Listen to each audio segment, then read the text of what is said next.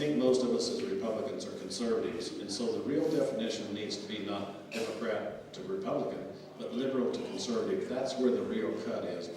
And I think that the basis of difference between conservatives and liberals is, and it comes right down to the belief by liberals that all people, all men are created good, that we don't have mistakes among us.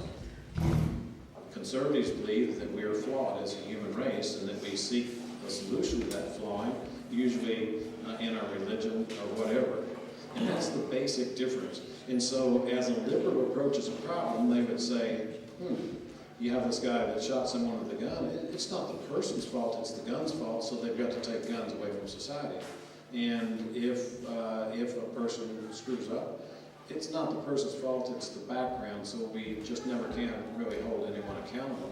And we as conservatives say that we've got to hold you accountable.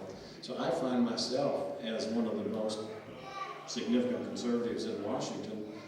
I love change. I love moving to the next piece of life, the next piece of the equation. So I think this whole idea that conservatives really are opposed to change and liberals are looking for change is absolutely a false impression. And so I always try to talk about that core difference.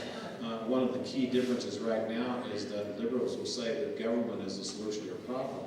Conservatives say that we as individuals are the solution to the problem. So it manifests itself that I say that if our schools are the problem, the liberals would say more government, more dollars, more this. And my beginning point, if our schools are a problem, I think it begins because we're sending kids from families. The kids are going to school undisciplined, not ready to learn. So teachers tell me they spend 60% of their day in discipline.